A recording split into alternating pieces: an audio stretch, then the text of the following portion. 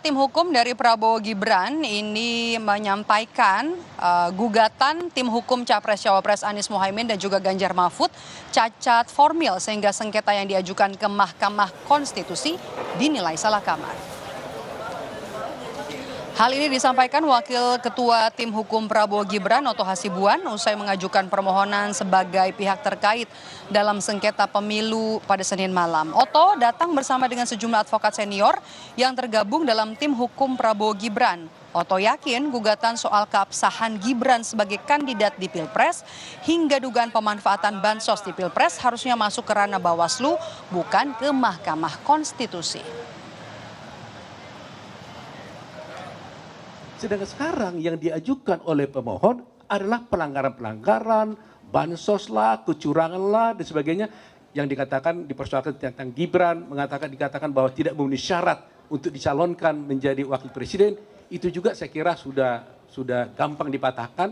Itu cacat formil, ya tegasnya memang itu adalah salah kamar.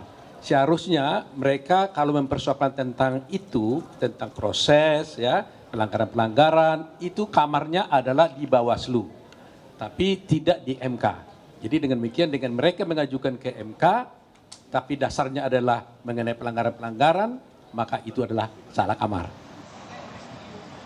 Penilaian gugatan salah kamar ditanggapi Tim Nasional Capres-Cawapres Anies Mohaimin. Timnas Amin menilai Hakim Konstitusi sepenuhnya berhak untuk mengadili sesuai dengan aturan hukum yang berlaku.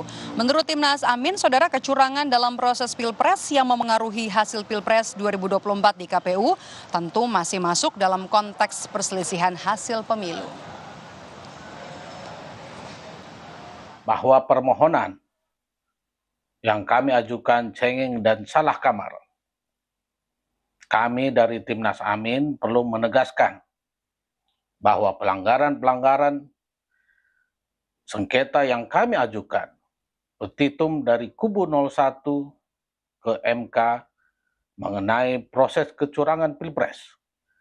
Sejak di MK, KPU, penggunaan PJ Kepala Daerah, aparat hukum, pengerahan aparat desa yang menyalahi undang-undang, dan penyalahgunaan bansos sampai proses pemungutan suara adalah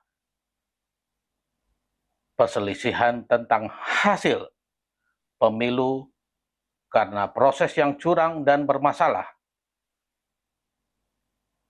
Etika dan abuse of power, kekuasaan tentunya akan mempengaruhi hasil akhir di TPS dan KPU.